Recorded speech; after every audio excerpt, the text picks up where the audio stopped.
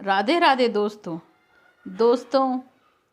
जब महाभारत का युद्ध हुआ उसके बारे में तो सभी जानते हैं, पर उसके बाद में भगवान कृष्ण ने द्रौपदी से क्या कहा यह कोई नहीं जानता। तो आइए आज हम इस बारे में जानते हैं कि भगवान कृष्ण ने युद्ध के बाद द्रौपदी से क्या कहा। 18 दिन के युद्ध ने द्रौपदी की उम्र को 80 वर्ष जैसा कर दिया था, शारीरिक रूप से भी और मानसिक रूप से भी। शहर में चारों तरफ विधवाओं का बाहुल्य था। पुरुष इक्का दुक्का ही दिखाई पड़ता था। अनाथ बच्चे घूमते दिखाई पड़ते थे और उन सब की वह महारानी द्रौपदी हस्तिनापुर के महल में बैठी हुई शून्य को निहार रही थी। तभी भगवान श्री कृष्ण कक्ष में दाखिल होते हैं। द्रौपदी कृष्ण को देखते ही दौड़कर उनसे लिपट जाती है और रोने लग जाती है। कृष्ण उसके सिर को सहलाते रहते हैं और उसे रोने देते हैं। थोड़ी देर में उसे खुद से अलग करके समीप पलंग पर बैठा देते हैं। द्रौपदी कहती है, यह क्या हो गया सखा, ऐसा तो मैंने सोचा न था। भगवान कृष्ण कहते हैं, नियति बहुत क्रूर है पांचाली, वह हमारे सोचने के अनुरूप नहीं चलती। वह हमारे कर्मों को परिणामों में बदल देती है। तुम प्रतिशोध लेना चाहती थी और तुम सफल हुई द्रौपदी। तुम्हारा प्रतिशोध पूरा हुआ। सिर्फ दुर्योधन और दुशासन ही नहीं, सारे कौरव समाप्त हो गए। तुम्हें तो प्रसन्न होना चाहिए था।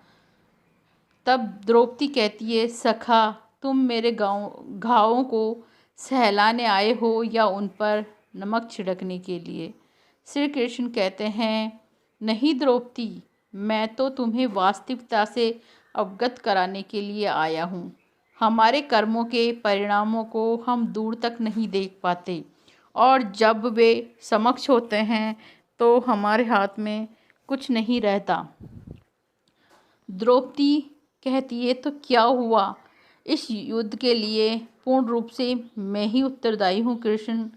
भगवान कृष्ण कहते हैं, नहीं द्रौपदी, तुम स्वयं को इतना महत्वपूर्ण मत समझो, लेकिन तुम अपने कर्मों में थोड़ी सी दूरदर्शिता रखती हो तो स्वयं इतना कष्ट कभी भी नहीं पाती। द्रौपदी ने कहा, मैं क्या कर सकती थी कृष्ण? तुम बहुत कुछ कर सकती थी। भगवान कृष्ण कहते हैं, जब तुम्हारा स्वयंवर हुआ तब तुम कर्ण को अपमानित नहीं करती और उसे प्रतियोगिता में भाग लेने देती तो शायद परिणाम कुछ और होते। इसके बाद कुंती ने तुम्हें 5 पत्नियों की पत्नी बनने का आदेश दिया, तब तुम उसे स्वीकार नहीं करती तो परिणाम कुछ और होते। और उसके बाद अपने महलों में दुर्योधन को अपमानित किया और उसे अंधे का पुत्र अंधा कहा। वह नहीं कहती तो तुम्हारा चीरहरण नहीं होता, तब भी शायद परिस्थितियाँ कुछ और होती। हमारे शब्द भी हमारे कर्म होते हैं द्रौपदी, और हमें अपने हर शब्द को बोलने से पहले तोलना बहुत ज़रूरी होता है, अन्यथा उसके दुष्परिणाम सिर्फ स्वयं को ही नहीं, अपने पूरे परिवेश को दुखी करते हैं। संसार में मनुष्य ही एकमात्र ऐसा प्राणी है जिसका जहर उसके दांतों से नहीं, उसके शब्दों में है।